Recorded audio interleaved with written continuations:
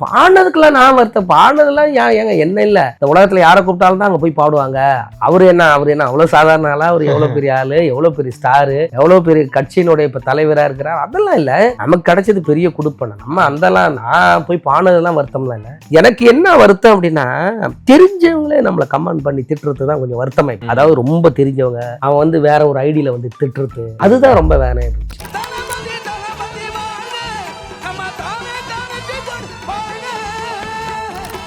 இடத்துல நம்ம ஒரு காலங்காலமா அப்படி கேட்ட வரிய வந்து மாத்தி பாடினா அது எப்படி, நீ புதுசா ஒரு விஷயத்த வந்து பண்ணும்போது அது முரண்பாடா இருக்குது அப்படின்ற மாதிரி. இப்போ நம்ம அது வந்து சரி தவறுங்கிறது எல்லாருக்கும் வரத்தான், அது ஒன்றும் பிரச்சனை இல்லை. அதனால அது வந்து ஒருவேளை தவறா இருந்தா நீங்க நினைச்சுக்கிட்டீங்கன்னாக்க அது சாரி. எல்லா வீட்லயும் குழந்தைங்க வந்து தளபதியை பிடிக்கும், அதுவும் அவருடைய நடனம் டான்ஸ்னாவே. இப்பவே மற்ற கட்சியில போய் பாட போனாலும் அவருக்கு முடிஞ்ச அடுத்த நாளே வேற ஒரு கட்சி, பெரிய பெரிய கட்சியினுடைய குடும்ப ஃபங்க்ஷன் கச்சேரி, அப்ப நான் போய் பாடும்போது பீட்ஸ் பாட்டு வேணும்னு தான் எல்லா குழந்தையும் வந்து கேட்டுக்கிட்டு இருந்தாங்க.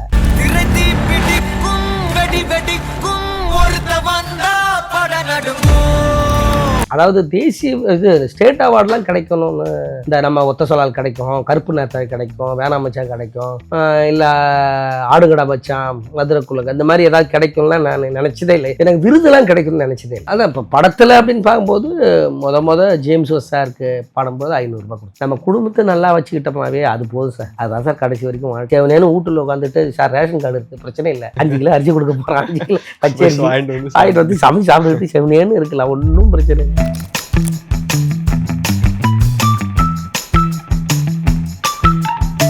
சின்ன வயசுலேருந்து ரொம்ப தீவிர முருகர் பக்தர். என்னுடைய முத கஷ்டப்பட்டு ஒரு 1500 2000 சம்பாரிச்சு சேர்த்து வச்சு ஒரு 2 வீலர் வாங்கினேன் 20 வருஷத்துக்கு முன்னாடி. அந்த 2 வீலர் இன்னமும் இருக்குது. ஒரு டைம்ல திருடு போயிடுச்சு. அதை 1 மாசமா கேஸ் கொடுத்து தேடுறேன், அலையிறேன், கிடைக்கல. ஏதோ ஒரு இடத்துல இப்படி போறேன், ஒரு 2-3 வண்டி கிட்ட நிக்கிறேன். அப்ப 2 வீலரு மூடி இருக்கு. ஏதோ பேசிக்கிட்டே யார்ட்டையும் பேசிக்கிட்டே இருக்கும்போது இழுத்தாக்க பார்த்தா நம்ம வண்டி இருக்குது. அப்புறம் பார்த்தா என் ஒய்ஃப் பேர் என் பேர் கலாவேல்னு இருக்கும். வண்டி இருக்குதுன்ட்டு உடனே ஸ்டேஷனுக்கு ஓடுறேன், கொடுன்னு எல்லாருமே சொன்னாங்க. அப்போ தொலைஞ்சு போன வண்டி கிடைச்சி சரித்திரமே இல்லை, பரவாயில்லையே உங்களுக்கு கிடைச்சி சரி. அந்த மாதிரி முருகர் வந்து பல விஷயங்களும் எனக்கு அந்த மாதிரி கொடுத்துருக்கேன். எனக்கு பிடிக்கிறத விட அவருக்கு என்னை பிடிச்சி போச்சு. அதனால தான் என்னை படமே சுப்பிரமணியபுரம்ங்கிற படத்துல என் பேர் வச்ச படத்துல தான் நீ பாடணும், நீ திருவிழாவில் பிறந்ததுனால என்னவோ தெரியாது, நீ திருவிழா பாட்டு தான் பாடணும் சொல்லி அப்படியே கொடுத்தாரு. பல விஷயத்துல எனக்கு நிறைய இதா இருக்கு. ஆடுங்கடா மச்சான் ஆடுங்கடா, அழகான பொண்ண பார்த்து தேடுங்கடா.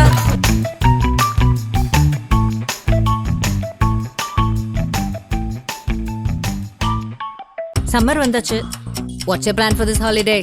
எங்க கிட்ட விட்டுருங்க, நாங்க பாத்துக்கிறோம். VGT holidays. GT holidays, south India's #1 travel brand.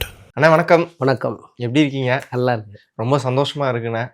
நிறைய விருதுகள் வாங்கிட்டு இருக்கும்போது இப்போ மாநில விருது வாங்கும்போது உங்களுக்கு ரொம்ப சந்தோஷமா இருக்குது. பொதுவாக உங்களோட பயணம் எடுத்து பார்க்கும்போது நெடுந்தூர பயணமா இருந்துட்டு இருக்கு இன்னைக்கு வரைக்கும். முதல் விஷயம், ஆரம்ப கட்டம் முதல் பாடல் ஒன்று பாடியிருப்பீங்க, ஞாபகம் இருக்கா? என்ன பாட்டு பாடினீங்க அப்படின்னு சொல்லிட்டு? எங்க மேடையிலையா? மேடை. பொதுவா மேடையில் வந்து நான் பாடினது வந்து பார்த்தாக்க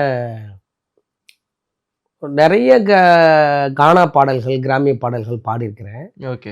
அதில் வந்து ஒரு ஃபஸ்ட்டு பாடினது அடியே பொண்ணு ஐயாரெட்டுன்னு ஒரு பாட்டு. சரி. அந்த பாட்டு தான் பாடினேன் நான். ஓகே. மேடையில் கச்சேரியில். அதுக்கப்புறம் வந்து ஃபஸ்ட்டு பாடி காட்டினதுன்னு பார்த்தாக்க இது ஆசைப்பட்ட பொருளை எல்லாம் காசு இருந்தால் வாங்கலாம், அம்மா வாங்க முடியுமான்னு. அது வந்து ஒரு அந்த பகுதியில் நிறைய பாடுவாங்க பாட்டு. அப்போ அந்த சாங் வந்து ஒரு அம்மா பாடி காட்டினாங்க, தனலட்சுமின்னு சொல்லிட்டு ஒரு அம்மா. அப்போ நம்ம சூழலுக்கு தகுந்த மாதிரி, நம்மளுடைய சுற்றுக்கு தகுந்த மாதிரியான பாட்டு அப்படிங்கும்பொழுது அதை அப்படியே ஒரு தடவை தான் பாடி காட்டினாங்க. பாடிட்டு போயிட்டாங்க. அதை அப்படியே மைண்டில் ஏற்றி அப்படியே பாடுங்க. ஏன்னா அப்போல்லாம் வந்து கேசட்லாம் கிடையாது, எதுவுமே கிடையாது. அப்படி சும்மா அப்படி உட்காந்து பாடும்பொழுது அப்படியே மைண்டில் ஏற்றிக்கிறது அந்த பாட்டு. அதுதான் முதல்ல ஆசைப்பட்ட பொருளை எல்லாம் காசு இருந்தால் வாங்கலாம், அம்மாவை வாங்க முடியுமான்னு அந்த சின்ன வயசில் நான் கேட்ட பாட்டு. அதுக்கப்புறம் இந்தமாரி கிராமிய பாடல்கள் மேடைகளில் ராசாத்தி ஒன்றை ராப்பாக்களை கண் விழிச்சேன், புஷ்பனம் குப்புசாமி ஐயா பாட்டு. அப்புறம் வந்து மொச்சக்கொட்டை பல்லழகி தேக்கம்பட்டி ஐயாவுடைய பாடல்கள். அப்புறம் கானா பாட்டில் வந்து கானா பழனி ஐயா, கானா உலகநாதன் சார் பாட்டெலாம் நிறையா. அப்போ கேசட்டு 10 ரூபா கேசட்டில் வரும். ஆமா. அப்போ வந்து அந்த அந்த பாடல்கள்லாம் கேட்டு பாடுறது. இப்படி தாங்க ஆரம்பிச்சது. அன்னைக்கு நீ யோசிச்சு பார்த்தீங்களா? இன்னைக்கு இவ்வளவு தூரம் பயணம் நம்ம வருவோம் அப்படின்னு சொல்லிட்டு அந்த கனவு இருந்துச்சா அந்த டைம்? இல்லை எப்பயும் அப்படிலாம் யோசிக்கவே இல்லை. எப்பயுமே யோசிக்கல. ஒன்றும் நடக்குது. சரி ரைட்டு, பரவாயில்ல, இவ்வளோ தூரம் வரைக்கும் நம்மளை வந்து முருகர் கொண்டு வந்திருக்காரு. சிறப்பு. அப்படின்ட்டு ஒரு டெஸ்டினேஷன், ஒரு கனவு, ஒரு இந்த இடத்துக்கு நம்ம போகணுன்ற ஒரு எல்லாருக்கும் ஒரு விஷயம் இருக்கும். அந்த மாதிரி ஏதாவது இருந்திருக்கா உங்களுக்கு? இல்லை அப்படிலாம் இல்லை. இப்போ நம்ம நம்ம வேலை உழைக்கிறது, போராடுறது, அது எங்கே கொண்டு போய் விடுதோ விடுட்டோம். அப்படிதான். இவ்வளோதான் அப்படிங்கிற மாதிரிலாம் நம்ம ஒன்றும் பெரிய இதெல்லாம் வச்சுக்க வேணாம். நம்ம பாட்டுக்கு உழைச்சிக்கிட்டே இருப்போம் காலம் ஃபுல்லாக. எப்போ நமக்குன்னு ஒரு சூழல்கள் அங்கங்கே ஒரு ஒரு வாய்ப்பு வருதோ, அங்கங்கே ஒரு வெற்றி வருதோ, அதை நம்ம பயன்பட்டுக்கிட்டு போவோம். அப்படி தான் இருந்துச்சு. இது பண்ணலாம் இது பண்ணலாம் அப்படின்னு ஒரு முடிவு பண்ணி செய்யறதெல்லாம் இல்லை. நம்ம வேலை உழைக்கணும் எதுக்காக இருந்தாலும். அது எங்கே கொண்டு போய் விடுதோ விடுட்டோம் அப்படின்னு. Okay okay. எல்லாருக்கும் அந்த மைண்ட் செட் வராதுன்னு நினைக்கிறேன். எனக்கு தெரிஞ்சு அதனாலே நீங்க இவ்வளவு தூரம் டிராவல் பண்ணி அதுக்கு தெரியல சார். சிறப்பு சிறப்பு. என்ன முதல் விஷயம், முதல்ல சந்திச்ச மியூசிக் டைரக்டர் யாரா இருந்தாங்க உங்களுக்கு? ஃபஸ்ட்டு நான் பாடினது வந்து ஜோஸ்வா ஸ்ரீதர் சார் தான். அப்போ வந்து அவர் காதல் படம் பண்ணி அந்த உனக்கென பிறந்தேன் அந்த பாட்டெலாம் பெரிய ஹிட்டு. காதல் பெரிய ஹிட்டு. அவருடைய 2வது படம் கல்லூரின்னு ஒரு படம். கல்லூரி. அதுக்கு தான் வந்து நம்ம அர்ச்சனா மேடம் இளமை புதுமை சன் டிவியில் அவங்க இளமை புதுமை வந்து தொகுத்து வழங்கிட்டு இருக்காங்க. சரி. அப்போ அந்த ப்ரொடியூசர் பாலச்சந்தர்னு ஒருத்தர், அவரை போய் பார்த்து அவர்கிட்ட அவர் கூடயே கிடக்கணும், அவர் கூடயே பேசணும், அவருக்கு ஏதாவது தேவையானதை நம்ம வாங்கி கொடுக்கணும். அதுக்கு நான் எங்கேயாவது வேலைக்கு போய் ஒரு 100-200 சம்பாரித்து அதை எடுத்து போய் அவரை பார்த்து அவர் கூடயே இருந்து பண்ணி அவர் வந்து அந்த இளமை புதுமையில் அப்புறம் ஒரு தடவை வாய்ப்பு கொடுத்தாரு. கல்லூரி மாணவர்கள் அப்படின்னு சொல்லிட்டு அதில் நானும் என்னுடைய ஒய்ஃப் கலாவும் தான் போனோம். அப்போ வந்து அன்புள்ளம் கொண்ட அம்மாவுக்கு மகள் எழுது கடிதம்னு ஒரு பாட்டு பாடினேன். அதை பார்த்துட்டு தான் அவங்க பாலாஜி சக்திவேல் சார் அடுத்த படம் கல்லூரி படத்தில் அவங்க கூப்பிட்டாங்க. அப்படி போகும்பொழுது அப்போ அந்த பாட்டு நான் பாடுறேன். அன்புள்ளம் கொண்ட அம்மாவுக்கும் பாடி காட்டுறேன். அந்த ஆசைப்பட்ட எல்லாம் பொருளை எல்லாம் காசு எடுத்தாங்க. அப்போ அவங்க வாய்ஸ் ரெக்கார்ட் பண்ணி வச்சுக்கிட்டாங்க சும்மா இந்த பட கதைக்கு ஏதாவது தேவைப்படுதுங்கிறதுனால. அப்புறம் கொஞ்ச நாளில் பார்த்தா அந்த ஆசைப்பட்ட பொருளை எல்லாம் காசு இருந்தால் வாங்கலாம் அந்த பாட்டு வந்து கல்லூரி வியாபாரி படத்தில் வந்துருச்சு. ஓகே. தேவாசாரி இசையில் ஹரிஹரன் சார் பாடியிருப்பார். அப்புறம் அவங்க என்ன பண்ணாங்க, இதில் ஒரு சின்ன பிட்டு வைக்கலான்ட்டு இருந்தோம். அப்புறம் அந்த மாதிரி வந்துருச்சு, நீக்கு ஏதாவது ஒரு அம்மா பாட்டு பாடுங்க சொந்தமாக அப்படிங்கும்போது தான் அப்புறம் நான் எங்கள் அம்மாவுக்காக 10 மாதம் என்ன சுமந்து பெற்று எடுத்த அம்மா அந்த பாட்டை வந்து கவிஞர் இளையகம்பன் அவர்கள் எழுதி எனக்கு கொடுத்தாரு. அப்போ அந்த பாட்டை வச்சுருந்தேன். அப்படி தான் இருந்தது. ஜோஸ்வா ஸ்ரீதர் தான் அதுக்கு மியூசிக் அந்த கல்லூரிக்கு. சரி. இப்போ நான் ஸ்டேட் அவார்டு வாங்கினதும் நான் எந்த முத மியூசிக் டேரக்டர் போய் பாட முடியாமல் அந்த பாட்டு அவர்கிட்ட அந்த படத்தில் வர முடியலையேன்னு வருத்தப்பட்டனோ அந்த இசையமைப்பாளருடைய இசையில் பாடின பாட்டுக்கு தான் ஸ்டேட் அவார்டு. இல்லை ஆமாம். எவ்வளோ மியூசிக் டைரக்டர் கடந்து வந்தாங்க, நம்மளோட முதல் வாய்ப்பு எங்கே இருந்தது? ஆமாம். அதுக்கப்புறம் தான் ஜேம்ஸ் சார். அது எப்படின்னா அதுக்கப்புறம் விஜய் டிவியில் அந்த யாரு மனசில் யாரு உங்க மனசில் யாரு அவருக்கு என்ன பேருன்னு அந்த படத்தில் அப்போ நான் பாடும் பொழுது அந்த பாட்டை அம்மா பாட்டு 10 மாதம் திரும்ப நான் பாடுறேன். அதாவது உனக்குன்னு ஒரு பாட்டை ரெடி பண்ணுங்கண்ணா இல்லையா, அந்த பாட்டை அங்கே பாடும்பொழுது தான் அந்த பாட்டில் இருந்து தான்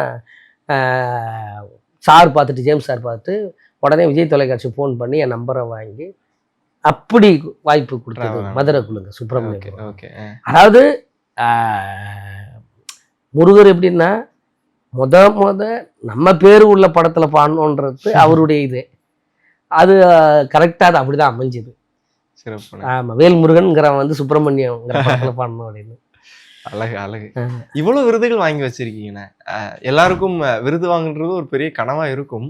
உங்க லைஃப்ல இவ்வளவு விருதுகள் வாங்கினதுக்கு அப்புறம் இன்னும் நிறைய விருதுகள் வாங்கிட்டு இருக்கீங்க. இப்போ மாநில அளவுல விருதும் வாங்கியிருக்கீங்க. எப்படி பாக்குறீங்க இவ்வளவு விருதுகள் இருக்குது நம்மளை சுத்தி? வீட்டுக்குள்ள வந்தாலும் இவ்வளவு விருதுகள் இருக்குது, எங்க பார்த்தாலும் மனோட முகம் இருக்குது, அண்ணன் வாங்கிய விருதா இருக்குது. எப்படி இருக்குது? அப்படிலாம் எதுவும் யோசிக்கிறதுல சார். இந்த விருதெல்லாம் நான் பெருசாக பார்க்குறதும் இல்லை. நம்ம வேலை உண்டு பழப்பு உண்டுன்னு ஓடிக்கிட்டே இருப்போம் அப்படின்னு தான் நான் நினைப்பேன் ஒழிஞ்சு இது வாங்கிட்டோமேன்ற மாதிரிலாம் குறிப்பாக உட்காந்து இதெல்லாம் பேச நினச்சதும் இல்லை. Okay okay. இப்போ இந்த விருது வாங்கியிருக்கீங்க, மாநில அளவுல விருது, குப்பை கதை அந்த படத்துக்கு வாங்கியிருக்கீங்க அப்படின்ற போது நிறைய பாடல்கள் நீங்க வந்து பாடியிருக்கீங்க. இந்த படத்துக்கு ஸ்பெஷலா கிடைச்சதுக்கு என்ன காரணமா இருக்கு? நிறைய பாடல்கள் இருந்தா கூட ஏன் இந்த படத்துல? இல்லை அதான் அப்படி கிடைச்சா ஒத்த சொல்லால கிடைச்சிருக்கணுன்றதெல்லாம் நான், ஆனால் அப்போ கூட நான் நினச்சி பார்த்ததில்ல. அதாவது தேசிய இது ஸ்டேட் அவார்ட்லாம் கிடைக்கணும்னு, இந்த நம்ம ஒத்த சொல்லால் கிடைக்கும், கருப்பு நேரத்தை கிடைக்கும், வேணாம் மச்சான் கிடைக்கும், இல்லை ஆடுகடா மச்சான், மதுரைக்குள்ள இந்த மாதிரி ஏதாவது கிடைக்கும்லாம் நான் நினச்சதே இல்லை. எனக்கு விருதுலாம் கிடைக்கும்னு நினச்சதே இல்லை. ஏன்னா நம்ம பாடுறது குத்துப்பாட்டு, நமக்கும் மனசாட்சி இருக்கு. நானும் ஒரு சிங்கர் இல்லையா, எனக்கு தெரியும். ஒரு ஸ்டேட் அவார்டுன்னா ஒரு நல்ல மெலோடிக்கு கொடுப்பாங்க. அப்படிதான் நான் காலகாலமாக நம்ம லிஸ்ட்டில் பார்ப்போம். சின்ன வயசுலேருந்தே நான் பார்க்குறது யார் பான்னா எஸ்பிபி சார்த்து சிறந்த பின்னணி பாடகர் விருது இந்த ஆண்டுக்கு அப்படின்னு போட்டு தான் எஸ்பிபி சார் பேர் வரும். அப்புறம் உன்னிகிருஷ்ணன் சார்த்து வந்திருக்குது, அவங்க வாங்கினது பார்த்துருக்குறேன். அதுக்கப்புறம் ஹரிஹரன் சார் பார்த்துருக்குறேன். அவரது வந்து எனக்கு ஞாபகம் இருக்கு, அந்த சொல்லாதே சொல்ல அந்த பாட்டுக்கு வாங்கினாருன்னு நினைக்கிறேன். அப்போ அந்த கால. அப்புறம் இது ரோசாப்பூ சின்ன அதெல்லாம் அப்போ நான் பார்த்துருக்குறேன் அந்த மாதிரி காலகட்டங்களில். அதுக்கப்புறம் நிறைய திப்பு சார் வாங்கியிருக்காருன்னு நினைக்கிறேன். இவர் இப்போ ஹரிச்சரன் சார், சித் ஸ்ரீராம், இந்த மாதிரி அவங்க ஏதாவது அந்தந்த காலகட்டத்தில் அந்தந்த வருஷத்தில் ஒவ்வொரு மெலடி சிங்கருக்கு தான் கிடைக்கும். நம்ம அந்த அந்த அந்த சைடே நான் யோசிச்சதே இல்லை. ஸ்டேட் அவார்டுலாம் வாங்கணும்னு நினச்சது இல்லை. அப்புறம் பார்த்தா எதர்ச்சியாக திடீர்னு லிஸ்ட்டில் என் பேர் இருக்கும்போது பார்க்கும்போது நம்ம அப்ளையும் பண்ணல, நம்ம பாடினதும் வந்து இந்த படம் வந்து மறந்தும் விட்டோம், எப்படா இது அப்படின்னு சாத்தியம் அப்படின்ற மாதிரி தான் யோசித்தேன். அப்புறம் ப்ரொடியூசருக்கு ஃபோன் பண்ணி பேசும்பொழுது தான், இல்லை நம்ம அப்ளை பண்ணியிருந்தோம், அப்போ ஒரு படம்னாக்கா அது பாட்டு, நடனம், கதை, டைரக்ஷன், மியூசிக்கு, நடிகை, பின்ன அந்த எல்லாத்துக்கும் அப்ளை பண்ணி டிக் பண்ணி தான் போடுவோம். அப்போ அவங்க படம் பார்க்கும்பொழுது அவங்களுக்கு எது பிடிச்சிருக்குதோ அதை அவங்க செலக்ட் பண்ணுவாங்க. அப்படி ஜூரி உங்களை வாய்ஸை செலக்ட் பண்ணியிருக்காங்களே என்னவோ தெரியல அப்படின்னாங்க. சரி ரைட்டு, முருகருக்கு நன்றி, கடவுளுக்கு. அதுதானே நீங்க சொன்ன மாதிரி எவ்வளோ பாடல்கள் பாடினாலும் அந்த மாதிரி ஒரு ஸ்பெஷல் படத்துல உங்களுக்கு ஒரு ஸ்பெஷல் அவார்டு கிடைக்கும்போது ரொம்ப சந்தோஷமா இருக்கு. முதல் வாங்கின சம்பளம் ஞாபகம் இருக்கா? எந்த இதுக்காக நம்ம துறையில நீங்க பாடி முதல் சம்பளம் வாங்கினது எப்போ ஞாபகம் இருக்கு? அதான் இப்போ படத்தில் அப்படின்னு பார்க்கும்போது முத ஜேம்ஸ் சாருக்கு பாடும்போது 500 ரூபாய் கொடுத்தாரு. ஓ, 500 ரூபாய் ஒரு பாட்டுக்கு அப்படின்ற மாதிரி? அப்படி இல்லை, பொதுவாக ஒரு அன்னைக்கு அந்த ஒரு ஸ்டுடியோவுக்கு அவர் வீட்டுக்கு போய் சும்மா ஒரு வாய்ஸ் டெஸ்ட் எடுத்து அப்போ பாடி போய் இதில் வந்தேன்னா பஸ்ஸில் தான் சார் வந்தேன் அப்படின்னு. அப்புறம் சரின்ட்டு டக்குன்னு என்ன பண்ணார், ஒரு 500 ரூபாய் கொடுத்து இதை வச்சுக்கிங்க அப்படின்னாரு. சரின்ட்டு அப்போ அப்படியே இந்த 500 ரூபாய் வாங்கும்போது ஒரு சந்தோஷம் ஒன்று இருக்குல்ல நமக்கு. ஆமா ஐயோ அந்த டைம்லலாம் வந்து என்ன சொல்றது, 2 மாசத்துக்கு எனக்கு அரிசி, பருப்பு, காய்கறி, வாடகை 150 ரூபா வாடகை, மிச்சம் 350 ரூபாய்க்கு எல்லாம் சாப்பாட்டுக்கு. நீங்க சொல்லும்போது தெரியுது, நிறைய சென்னை வந்து கஷ்டப்பட்டு நிறைய விஷயங்கள் கடினமா உழைச்சிருப்பீங்க, ஒரு கட்டம் வந்திருப்பீங்க, ஒரு அனுபவம் ஒன்று இருக்குல்லண்ணே இந்த கஷ்ட காலத்துல. என்ன விஷயம் பண்ணா அந்த அனுபவம் நமக்கு கடந்து வர முடியும், அந்த விஷயங்கள் தடைகள்லாம் கடந்து வர முடியும்னு நினைக்கிறீங்க?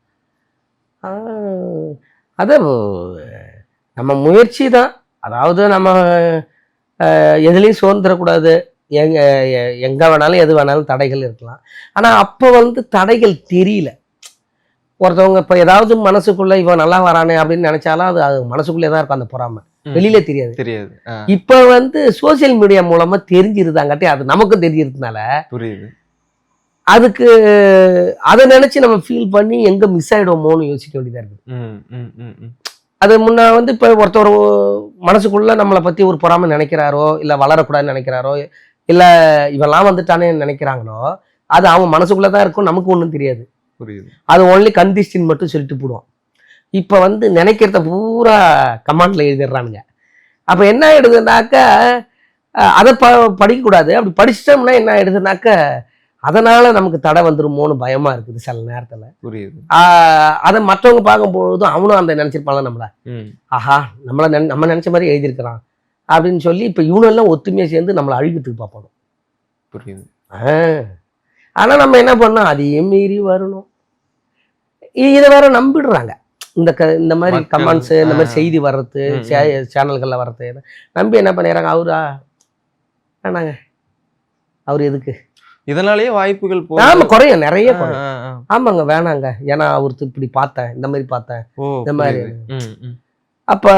அப்போ சோசியல் மீடியா இல்லை, நமக்கு வாய்ப்புகள் வந்து நிறைய இருந்தது. இப்போ நமக்கு வாய்ப்பு குறைய ஆரம்பிக்கும். அதை மாதிரி சொல்லும்போது, இது பண்ணும்போது அது எதுவுமே இருக்காது. அது என்னுடைய பர்சனல் தான், எனக்கும் இன்னும் ஒரு விஷயத்துக்கும் ஏதோ ஒரு பர்சனல் தான். அதுலேயும் நம்ம ஒன்றும் பண்ணிட மாட்டோம். ஏன்னா பாடினதுக்கு இல்லாமங்க தப்பு. அப்போ அந்த மாதிரி. ஆனால் அது மக்கள் சில பேர் எல்லாமே அப்படி எடுத்துக்க மாட்டாங்களா பாசிட்டிவா. ஆமாம்.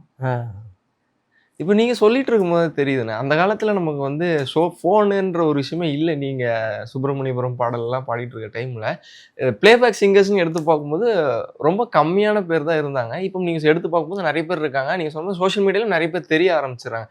இவங்க அடுத்தடுத்து பாட்டு பாட ஆரம்பிச்சிடறேன் அப்படின்னு சொல்லிட்டு. ஒரு கட்டத்தில் வேல்முருகன் நிறைய பாட்டு பாடிட்டு வந்தாங்க. ஒரு சில நாட்களில் நிறைய பாடல்கள் பாட முடியாத ஒரு சூழ்நிலை வருது. என்ன காரணமாக இருந்திருக்குங்க? புரியலங்க. நிறைய வாய்ப்புகள் கம்மியாக இருக்கிறதுக்கு என்ன காரணமாக இருந்திருக்குன்னு நினைக்கிறேன். வாய்ப்புகள் வந்து என்னை பொறுத்தளவு கம்மியெல்லாம் கிடையாது. ஏன்னா அது வந்து தொடர்ந்து நம்ம பாடிக்கிட்டே தான் இருக்கிறோம். சில ஒரு அவரு ஓகே அப்படின்னு சொல்லுவாங்க இல்லையா, அது கொஞ்சம் மிஸ் ஆகுது. இப்போ ஆமாம், இந்த மாதிரி ஏதாவது சூழல்கள் தவறாக வருது இல்லையா, அதனால் என்ன ஆகிடுதுன்னா, அவரா ஆமாம் வேணாமே இருக்கட்டுமே, அவரு பற்றி இந்த மாதிரிலாம் அங்கே போய் பாடுறாரு இங்கே போய் பாடுறாருன்னு வருது. அப்படிங்கிறதுனால அந்த ஒரு முன்னெல்லாம் அப்படிலாம் கிடையாது. நீ எந்த ஐயோ வேணுங்க சாரா சூப்பர்ல, அவர் கிடைச்சாவே போதும் அப்படி நினைக்கிற ஒரு காலகட்டத்தில் இருந்து அதே தான் இப்பயும் இருக்கிறேன். ஆனால் என்ன நம்ம நேரமோ என்னமோ தெரியல, அது யாருடைய கந்திஷ்டியோ என்னவோ தெரியல, அது தப்பா போர்ட்ரேட் ஆகுது நம்ம மேலங்கிறது தான் கொஞ்சம் வருத்தமா இருக்கு, வேற ஒன்றும் இல்லை. புரியுது. ஒரு சில நேரங்களில் ரொம்ப கடினமா இருந்திருக்கும் சூழ்நிலையை, எப்படி கடந்து வரீங்க அந்த சிச்சுவேஷன்? ஆமாம், அது நிறைய விஷயங்கள் கடினமாக தான் இருக்குது. கடந்து தான் வரணும், வேற வழி இல்லை. இவ்வளோ தூரம் வந்தாச்சு, அப்புறம் என்ன பண்ணுறது? இந்த சமுதாயத்தில் இன்னும் நிறைய சாதிக்கணும், இன்னும் உழைக்கணும். நம்ம குடும்பத்தை நல்லா வச்சுக்கிட்டோமாவே அது போதும் சார். அதுதான் சார் கடைசி வரைக்கும் வாழ்க்கை. சொல்ல போனேன், அதான் நிம்மதி. எதை வேணாலும் இழந்துடலாம், குடும்பத்தை மட்டும் இழக்கூடாது. கண்டிப்பாக. அது அந்த சப்போர்ட் இருந்தாவே போதும் சாமி, நம்ம நிம்மதியாக வாழ்ந்துட்டு நிம்மதியாக போயிடலாம். வேற யார் என்ன சொன்னா என்ன செவனேன்னு வீட்டுல உட்காந்துட்டு, சார் ரேஷன் கார்டு இருக்கு பிரச்சனை இல்லை, 5 கிலோ அரிசி கொடுக்க போகிறோம், 5 கிலோ பச்சை வாங்கிட்டு வந்து சமைச்சு சாப்பிட்டுட்டு செவனேன்னு இருக்கலாம், ஒன்றும் பிரச்சனை இல்லை. ஆமாம், அது போதும். அதாவது நம்மளுடைய எனக்கு என்ன வருத்தம் அப்படின்னா, தெரிஞ்சவங்களே நம்மளை கமெண்ட் பண்ணி திட்டுறது தான் கொஞ்சம் வருத்தமாகி போச்சு. அதாவது ரொம்ப தெரிஞ்சவங்க அவன் வந்து வேற ஒரு ஐடியில் வந்து திட்டுறது, அதுதான் ரொம்ப வேலையாக இருந்துச்சு. அப்போ இவரெல்லாம் மனால நம்மளை வந்து சும்மா தான் பழகிருக்கான், பேசியிருக்கிறான் அப்படிங்கிற மாதிரி நிறைய விஷயம் பார்த்துட்டு இருக்கோம். உங்களோட சக்ஸஸ் நிறைய பார்த்துட்டு இருக்கோம். சமீபத்தில் ஒரு விழாவில் போய் பாடி, கட்சி ரீதியான விழாவில் போய் பாடி நிறைய விஷயங்கள் எங்களுக்கு ரொம்ப சந்தோஷமா இருந்துச்சுண்ணே. அதெல்லாம் தாண்டி எனக்கு ஒரு விஷயம் இந்த இடத்துல பேசணும்னு தெரியுது. நீ அளவு கடந்த முருகனோட ஆமாம் ஒரு என்ன ஏதாவது ஒரு வார்த்தைனாலும் சொல்லலாண்ணே, ஒரு பக்தன் சொல்லலாம், எதுனாலும் சொல்லலாம். முருகன் எவ்வளோ பிடிக்கும்? இல்லை இன்னைக்குன்னு எத்தனை இல்லை, காலகாலமாக மக்கள் பார்க்குறாங்க, எல்லா இதுலேயும் பார்க்குறாங்க. ஏன்னா மேக்சிமம் எல்லா முருகன் கோயில்லையும் நான் பாடுவேன். இப்போ திருச்செந்தூர் முருகன் கோயிலில் பாடுவேன். அதில் கூட பல பேர் என்ன அவர் தான் பாடுறாரு வருஷம் எங்களுக்கெல்லாம் கிடைக்கலன்னு எல்லாம் பல பேர் பல பாடகர்கள்லாம் சொல்லியே இருக்கிறாங்க. உங்கள் காது கூட இருக்குது கேட்டிருக்காங்க. அதுதான் அதுக்கு தகுந்த மாதிரி இந்த மாதிரி எதனா அப்போ இனிமேல் அவரை கூடக்கூடாது, இப்படி ஒரு சூழல்களும் வரும், நடக்கும். புரியுது. ஆமாம், அதான் நான் நினைப்பேன், எப்படி போராடி போனாலும் அங்கங்கேயும் ஒரு தடையை யாராவது போட்டுறாங்களா சாமி அப்படின்னு கூட இருக்கும். நான் இருந்தாலும் நான் வந்து சின்ன வயசுலேருந்து ரொம்ப தீவிர முருகர் பக்தர். முருகர் அதாவது 24 மணி நேரமும் அவருடைய சிந்தனை, அவருடைய நாமம் சொல்லி அவரை பற்றி பாடுறது தான் எனக்கு வேலையே. அது காலங்காலமாக அவர் தான் என்னை காப்பாற்றிட்டு வர்றாரு எல்லா சூழல்லையும். முருகன்ற ஒரு கடவுள், தமிழ் கடவுள் முருகன்றது நம்ம எல்லாருக்குமே தெரியும். இன்னைக்கு இவ்வளோ தூரம் சக்ஸஸ் ஆகிறதுக்கு நீங்கள் சொன்ன மாதிரி நிறைய விஷயம் இருந்திருக்காரு. அவர்கிட்ட ஏதாவது ஒரு விஷயம் ரொம்ப பிடிச்சிருக்கலண்ணே, நீங்கள் பாடல் பாடும்போதும் சரி, அந்த மாதிரி ஏதாவது இருக்கு? அதுதான் சொல்கிறேன்னே, அவரை நம்பினவங்களை வந்து கைவிட மாட்டார். அதே மாதிரி சோதனைகள் இருக்கும் முருகர் இந்த சோதனை கொடுப்பாரு. அதையும் தாண்டி நம்ம வந்து அதை வந்து சாதிக்கணும். அதை தாண்டி இன்னொரு விஷயம் என்னன்னா, நமக்கு பிடிக்கிறத தாண்டி அவருக்கு நம்மளை பிடிக்கணும். பிடிச்சிட்டா எவ்வளோ தடைகளாக இருந்தாலும் அங்கேருந்து காப்பாற்றி கொண்டு வந்து நம்மளை உயர்த்தி கொண்டு போவார். எனக்கு தெரிஞ்சு எனக்கு பிடிக்கிறத விட அவருக்கு என்னை பிடிச்சி போச்சு. அதனால தான் என்னை படமே சுப்பிரமணியபுரம்ங்கிற படத்தில் என் பேர் வச்ச படத்தில் தான் நீ பாடணும், நீ திருவிழாவில் பிறந்ததுனால என்னவோ தெரியாது, நீ திருவிழா பாட்டு தான் பாடணும்னு சொல்லி அப்படியே கொடுத்தாரு. பல விஷயத்தில் எனக்கு நிறைய இதாக இருக்குது. என்னுடைய முத கஷ்டப்பட்டு ஒரு 1500 2000 சம்பாரித்து சேர்த்து வச்சு ஒரு 2 வீலர் வாங்கினேன் 20 வருஷத்துக்கு முன்னாடி. அந்த 2 வீலர் இன்னமும் இருக்குது. அது ஒரு டைமில் திருடு போயிடுச்சு. அதை 1 மாதமாக கேஸு கொடுத்து தேடுறேன், அலையிறேன், கிடைக்கல. ஆனால் திருச்செந்தூர் எதர்ச்சியாக பஸ்ஸில் போய் சாமி கும்பிட்டுட்டு அந்த கடலில் குளிச்சுட்டு வரேன், திரும்ப பஸ்ஸில் ஏறி உக்காடுறேன், வந்து இறக்கிட்டேன். ஏதோ ஒரு இடத்துல இப்படி போகிறேன், ஒரு 2-3 வண்டிகிட்ட நிற்கிறேன் சும்மா. அப்போ 2 வீலரு மூடி இருக்கு. ஏதோ பேசிக்கிட்டே யார்கிட்டயே பேசிக்கிட்டே இருக்கும்போது சும்மா இப்போ ஒரு நோட்டு பேனா இப்படி எழுதிக்கிட்டே பேசுவோம். இல்லைனாக்கா இப்போ ஃபோனில் கீழே பேசணும்னா சும்மானாச்சும் பேப்பர் தானே அப்படி எழுதிக்கிட்டே இப்படி சும்மா கிரிக்கிட்டே பேசுவோம்ல. அதுமாரி இப்படி இழுத்துக்கிட்டே பேசிக்கிட்டே இருக்கும்போது இப்படி இழுத்தாக்க டக்குன்னு என்னடா இது கலர் ஏதோ அப்படிங்கும்போது பார்த்தா நம்ம வண்டி இருக்குது. அப்புறம் பார்த்தா என் ஒய்ஃப் பேர் என் பேர் கலாவேல்னு இருக்கும் இருக்குது. ஐயோயோ 1 மாதமாக தேடிட்டு இருந்தேன்டா கடவுளே, வண்டி இருக்குதான்ட்டு உடனே ஸ்டேஷனுக்கு ஓடுறேன் கொடுன்னு. சார் என் வண்டி அங்கே நிற்கிது சார்னு சொல்லி அபிராமி ஸ்டேஷன்லேருந்து அப்புறம் இன்ஸ்பெக்டர் வந்து பார்த்து அவர் என்ன சார் எப்பா நீனே இது பண்ணிவிட்டு நீனே கம்ப்ளைண்ட் கொடுத்தேங்கிறாரு. ஐயா நான் ஏன் வந்து கம்ப்ளைண்ட் கொடுக்க போகிறேன், 1 மாதமாக காணோம், இப்படி எதர்ச்சியானா இந்த இடத்துக்கு ஏன் வரும்னு தெரியல, நாங்கள் நின்று போயிருந்தெல்லாம் வந்துச்சு. உடனே எல்லாருமே சொன்னாங்க, அப்போ தொலைஞ்சு போன வண்டி கிடைச்சி சரித்திரமே இல்லை, பரவாயில்லையே உங்களுக்கு கிடைச்சிச்சு அப்படின்ட்டு. அந்தமாரி முருகர் வந்து பல விஷயங்களும் எனக்கு அந்தமாரி கொடுத்துருக்கேன். அந்த வண்டி ஒரு முறை எங்கள் அப்பா அம்மா டாலரு செயினோட மிஸ் ஆகி போச்சு, ஒரு இடத்துல கடையில் வச்சுட்டு வந்துட்டேன் பேக்கோட. ஆனால் அந்த டாலர் வந்து என்ன ஆயிடுச்சுன்னாக்க டிவியில் நான் இப்போ வெளியில் எப்பயுமே ப்ரோக்ராம் போனேன்னா அந்த செயின் வெளில போட்டிருப்பேன். நீங்கள் இப்போ ஏதாவது ப்ரோக்ராம் பார்த்துருக்கேன். அது நிறைய பேருக்கு நான் அதை இதை உண்மையிலேயே இப்போ சொல்லணும்னு நினைக்கிறேன். மக்களே தப்பாக நினச்சிக்காதீங்க. நான் ஏன் அதை போட ஆரம்பித்தேன் அப்படின்னா, அப்படி போட்டதுனால தான் எனக்கு அந்த செயினை மேலே நான் போட்டதுனால தான் தொலைக்காட்சியில் பார்த்துட்டு அது ஒரு சில பேர் ஒரு இந்த இது போட்டிருப்பாரு அப்படின்னு சொல்லி ஒரு அங்கீகாரம் அடையாளம் மாதிரி மக்களுக்கு தெரிஞ்சிச்சு. அது ஒரு தடவை தொலைஞ்சி போச்சு. அந்த இது எங்கள் அப்பா அம்மா டாலரோட அந்த செயின் வந்து ஒரு தடவை கடையில் விட்டு ஒரு 10 வருஷம் இருக்கும் அந்த டைமில், அப்போ வாங்கி போட்டப்போ. அப்போ தொலைஞ்சி போச்சு. இப்போ அந்த கடையில் வந்து யாரோ ஒருத்தவங்க அந்த பையில் இருந்த பணம், அந்த வாட்சி, இந்த இதெல்லாம் எடுத்துக்கிட்டு அந்த செயினை அடகு வச்சிருக்கிறாங்க, விற்கல, நல்ல வேலை. அப்போ அந்த நகை கடைக்காரர் இந்த செயின் வந்து நம்ம வேல்முருகன் சார் இப்போ போட்டிருப்பாரு, நம்ம டிவியில் பார்த்துருக்குறோமே அப்படின்னு சொல்லிட்டு அது வந்து அங்கே இருக்குது. அந்த செயின் வந்து எனக்கு ஃபோன் பண்ணுறாரு. அதேமாரி தான் திருச்செந்தூர் கோயில் போயிட்டு நான் இப்போ ஃப்ளைட்டில் ஏறி உட்காடுறேன். சார் இந்தமாரி வேல்முருகன் சாரா அப்படின்னு கேட்குறாங்க. ஆமாம் அப்படின்றேன். உடனே சார் உங்கள் அப்பா அம்மா போட்டு நீங்கள் ஏதாவது டாலர் போட்டிருக்கீங்களா? ஆமாம் சார். அது உங்கள்கிட்ட இருக்கா? இல்லை சார், நான் நடுவில் இப்போ ஒரு 2-3 மாதம் இருக்கும், அது எங்கேயோ ஒரு இடத்துல பேக்கோட மிஸ் பண்ணிட்டேன். அதில் ஒரு வாட்ச் இருந்தது, பணம் இருந்தது. திரும்ப அந்த கடையில் போய் சிசிடிவி கேமராலாம் பார்த்தாக்க யார் எடுத்தாங்கன்னு தெரில, அது என்ன செக் பண்ணிகிட்டு கேஸ் கொடுத்துருக்கேன் அப்படின்னு. ஒன்றும் இல்லை, நீங்கள் நான் லொக்கேஷன் அட்ரஸ் அனுப்புகிறேன், என் ஃபோன் நம்பரு தான், நீங்கள் சென்னைக்கு வந்துட்டு நம்ம கடைக்கு வாங்க அப்படின்னு. போனால் அந்த செயின் இருக்குது. இப்போ நான் அவங்கள வர சொல்கிறேன், எடுத்தவங்கள நீங்கள் எட்ட இருங்க, வந்துட்டு அப்படியே எப்படி கிடச்சிது என்னன்னு சொல்லி கேட்டு இது பண்ணுங்கன்னா அப்படியே. அதனால தான் என்னன்னா நான் வந்து எங்கேயாவது பாடும்போது இந்த டாலரோட வெளில எடுத்து போட்டு பாடுறது. ஏன்னா எங்கேயாவது தொடங்குதுன்னா யாராவது எப்பா இவர் போட்டிருப்பாருப்பா, இது அவரு தான்ப்பா அப்படின்னு தெரியணுங்கிறதுக்காக. இதுக்கு தான் இதை வந்து சில பேர் என்னன்னா இவர் செயின்லாம் மேலே எடுத்தான் போட்டு வந்து பாடுவார். அப்படியே அது அது அது மேடைக்கு போகும்போதே அந்த பார்வையே ஒரு மாதிரி இருக்கும். எனக்கு தெரியும், நான் பார்ப்பேன்.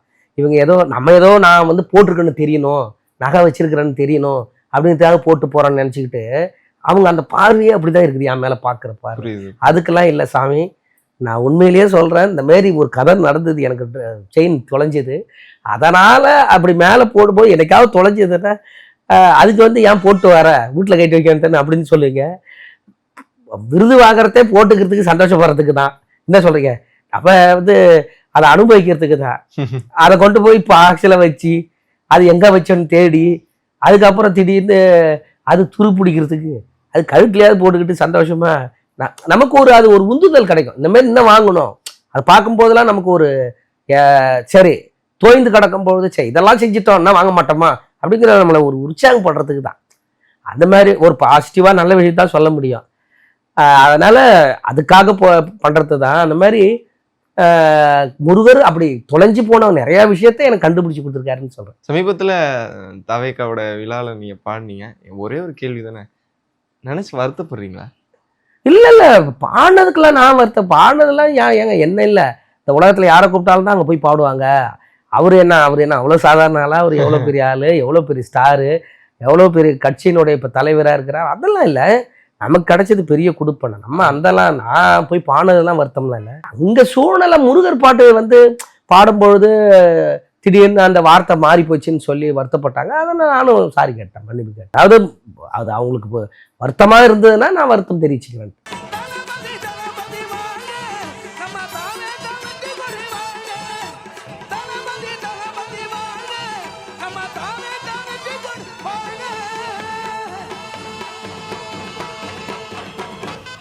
இல்ல அந்த மாதிரி நம்ம பாடக்கூடாதானே? அதாவது ரூல்ஸ் அந்த மாதிரி ஏதாவது இருக்குதா? அந்த மாதிரி அது தெரியல. ஏன்னா அதில் வந்து கெஜெட்டட்ல ஏதாவது எழுதியிருக்கா, இல்லை ஏதாவது கோர்ட்டு கேஸில் இந்த மாதிரிலாம் பாட்டு வரிலாம் பாடக்கூடாதுன்னு இருக்குதானே, அது எனக்கு தெரியல. மக்கள் பொதுவாக இந்த மாதிரி முருகர் வரி வந்து இந்த மாதிரி பாடிருக்காங்களே அப்படிங்கிறது கேட்கும்பொழுது சரி, எப்படியா இருந்தாலும் பொதுவாக நம்ம இங்கே இந்த நாட்டில் வந்து எல்லாரையும் நம்ம மதிக்கிறது தானே. ஒருத்தவங்க சொன்னா ஒருத்தவங்களுக்கு அதுக்கு ஒரு இது இருக்குல்ல. இது வந்து கருத்து சுதந்திரம் தானேங்க. கருத்து சுதந்திர நாட்டில் வந்து யார் வேணாலும் என்ன வேணாலும் கேட்கலாம், யார் வேணாலும் என்ன வேணாலும் பேசலாம், நம்மளும் வந்து அதுக்கு எதிர்த்தரப்பு வாதம் வைக்கலாம். அதனால தானே இங்கே வந்து நிறைய நிகழ்வுகளில் வந்து ஒருத்தவங்களை வந்து டிபேட்லாம் பண்ணி பேசுகிறாங்க, ஒருத்தவங்களை நேருக்கு நேராக கருத்து சுதந்திரம் பேசுகிறாங்க. அது வந்து எல்லாரும் இடத்துலையும் உரிமை உண்டு. இது வந்து அப்படி இருக்கும்பொழுது நம்ம வந்து சொல்கிறாங்கங்கும்பொழுது நம்ம அதுக்கு வேண்டாம் அதை பண்ண முடியாது. பண்ணாலும் அது வந்து நல்லா இருக்காது. ஒரு இடத்துல நம்ம ஒரு காலங்காலமாக அப்படி கேட்ட வரியை வந்து மாற்றி பாடினா அது எப்படி, நீ புதுசாக ஒரு விஷயத்த வந்து பண்ணும்பொழுது அது முரண்பாடாக இருக்குது அப்படின்ற மாதிரி சமய நெறிக்கு முரண்பாடாக இருக்குதுன்னு நினைக்கிறது. இது இப்போ நம்ம அது வந்து சரி தவறுங்கிறது எல்லாருக்கும் வரத்தான், அது ஒன்றும் பிரச்சனை இல்லை. அதனால அது வந்து ஒருவேளை தவறா இருந்தா நீங்க நினைச்சுக்கிட்டீங்கன்னாக்க அது சாரி. அந்த விழால நீங்க பாடுறதோட உங்க குழந்தை, உங்க பொண்ணு தான் ரொம்ப சந்தோஷமா இருந்தாங்க. பார்க்கும்போது எப்படி இருந்துச்சு? விஜய் சார் பேசின மொமெண்டா இருக்கட்டும், நல்லா ஜாலியா தான் என்ஜாய் பண்ணாரு, அவரும் என்ஜாய் பண்ணாரு, பாப்பாவும் நல்லா. அவ வந்து பெரிய எல்லா வீட்லயும் குழந்தைங்க வந்து தளபதியை பிடிக்கும் எல்லாருக்குமே. அதுவும் அவருடைய நடனம் டான்ஸுன்னாவே இப்பவே மற்ற கட்சியில போய் பாட போனாலும் தாவேக்கா தாண்டி நான் அன்னைக்குதான் முத அவரு மேடைக்கே அவங்களுடைய இயக்கத்துக்கே பாடியிருக்கேன் ஃபர்ஸ்ட் டைம். சரி. ஆனா இதுக்கு முன்னாடி நான் எத்தனையோ எல்லா கட்சிக்கும் பாடியிருக்கிறேன், எல்லா இயக்கத்துக்கும் பாடியிருக்கிறேன், எல்லா கட்சி குடும்பத்துலையும் பாடுறேன். அப்பெல்லாம் என்ன பண்ணுவாங்கனாக்க இப்பயும் அவருக்கு முடிஞ்ச அடுத்த நாளே வேற ஒரு கட்சி, பெரிய பெரிய கட்சியினுடைய குடும்ப ஃபங்க்ஷன் கச்சேரி. அப்ப நான் போய் பாடும்பொழுது பீட்ஸ் பாட்டு வேணும்னு தான் எல்லா குழந்தையும் வந்து கேட்டுக்கிட்டு இருந்தாங்க. உடனே நான் என்னடா கேட்கறாங்களேன்னு யோசிக்கும் பொழுது பேர புள்ள கேட்டா போட்டுதாங்க ஆகணும்ன்றாங்க கட்சிக்காரங்களே, வேற கட்சிக்காரங்களே. அது என்ன பண்ண முடியும்? அப்ப எல்லா கட்சியிலுமே அவருடைய ரசிகர்கள் இருக்கிறாங்க, எல்லா இடத்துலயும் இருக்காங்க. ஓகே ஓகே ஓகேண்ணே. என்ன சொன்னாரு விஜய் சார் வந்து பாடி முடிச்சதுக்கு அப்புறம்? அவங்க கட்டி பிடிச்சு அவ்வளவுதான். அவரு சொல்லி வாழ்த்துறத விட அவர் தான் செயலே எல்லாமே செஞ்சுட்டாரு. அதை விட என்ன வேணும்? அதை சொல்லியிருந்தா கூட ஒரு வார்த்தை நல்லா இருந்துன்னு சொல்லியிருப்பாரு. அதை சொல்லாம எல்லா வழியுமே பண்ணிட்டாரு. கட்டி பிடிச்சிட்டாரு, சால்வை போட்டாரு, வாழ்த்திட்டாரு, ஆடிட்டாரு. ஆமா, அது அப்ப அது அந்த எல்லா விஷயத்துக்குமே அது பொருந்தும். அறுபடை முருகனின் திருப்படத்தை தந்து அன்பு பரிமாறுகிறார். இதுக்கு முன்னாடி விஜய் சாரை சந்திச்சிருக்கீங்களா? இல்ல இல்ல இது வரைக்கும் எப்பயுமே நான் சந்திச்சதுன்னா பார்த்தது இல்லை. ஆனா எனக்கும் எல்லா ரசிகர்கள் மாதிரி நானும் பார்க்கணும்னு ஆசைப்பட்டது எல்லா காலகட்டத்திலையும் நினைச்சது உண்டு, எப்படியா சாரை பார்க்கணும் அப்படின்னு. ஓகே. இப்போ நீங்க சொன்ன அதே ஒரு விஷயம் தானே, எவ்வளோ கட்சியில எவ்வளோ பாட்டு பாடிருக்கீங்க, எவ்வளோ பண்ணியிருக்கீங்க. சடனா இந்த மாதிரி ஒரு இடத்துல போய் பாடும்போது இந்த மாதிரி நிறைய பிரச்சனைகள் சோஷியல் மீடியால நிறைய வந்துட்டு இருக்குது. ஏன் என்ன காரணம்? எல்லா கட்சியிலையும் பாடியிருக்கீங்க, இந்த கட்சியில பாடும்போது மட்டும் அந்த மாதிரி விஷயங்கள்? அதான் இது கட்சின்னு போனா வரதான் செய்யும். ஏன்னா அவரை பிடிக்காதவங்க பல பேர் இருப்பாங்க. அப்பதான் இப்போ கட்சினாவே எதிர்த்தரப்பு கட்சிகள் வருது இல்லையா, இப்போ அங்கங்க ஒரு ஒரு சூழல்கள் வரும்ல. அப்போ இவருக்கு போய் பாடிட்டாங்க, அவர் பாடு. இப்போ ஒன்றும் இல்லை, சாதாரணமாகவே இப்போ வீட்டில் இருக்கிறோம், இப்போ ஆப்போசிட் வீடோ ஒரு தெருவில் இருக்கும்போது அவங்களுக்கு பிடிக்காதவங்கள்ட்ட நம்ம போய் பேசிட்டோம்னா பார்த்தியா அவன் அங்கே போய் பேசுகிறான் நமக்கு பிடிக்காதவங்கள்ட்டான்னு சொல்லி அப்புறம் இவங்க கோச்சிக்கலையே, அந்த மாதிரி தான் அது ஒரு ஊர்லேயே ஒரு தெருவுலேயே ஒரு வீட்லேயே நடக்கும் பொழுது கட்சிங்கும்போது எப்படி இருக்கும்? கண்டிப்பா. அதாவது ஒரு சப்போர்ட்டா ஆயிடக்கூடாது இல்லையா ஒரு ஆளு இன்னொரு ஆளு. அப்ப அதனால ஒரு இதாயிடுது இல்லையா, அதனால தானே கூட்டணின்றதெல்லாம் ஒண்ணு நடக்குது. அப்போ ஒரு சின்னதா இருந்தாலுமே உங்களுக்கு அந்த அது மூலமா ஒரு வெற்றி கிடைச்சிடக்கூடாதுங்கிறதுக்காக அதை அதை எதிர்கொள்வாங்க, அதை பிரச்சனை பண்ணணும்னு நினைப்பாங்க, எல்லாம் நடப்பாங்க. நம்ம அதெல்லாம் பார்க்கக்கூடாது, நம்ம பொதுவான ஆளு, நமக்கு என்ன, நம்ம யாருக்கு வேணாலும் பாடலாம், நம்ம யார் வேணாலும் இதெல்லாம் கூப்பிட்டா பாட போறோம். ஆமா, தொடர்ந்து உங்களோட பயணம் பார்த்துட்டு இருக்கோம், நிறைய விருதுகள் வாங்கிட்டு இருக்கீங்க, இன்னும் அடுத்த கட்ட போகணும். நீங்க நினைச்ச இடத்துக்கும் சரி, நீங்க நினைச்ச பயணத்துக்கும் சரி, என்னோட சார்பா வாழ்த்துக்கள் சொல்லலாமான்னு தெரியல, பட் வாழ்த்துக்கள். ரொம்ப சந்தோஷமா இருக்கேன் உங்ககிட்ட பேசுனதுக்கு. நன்றி. நன்றி.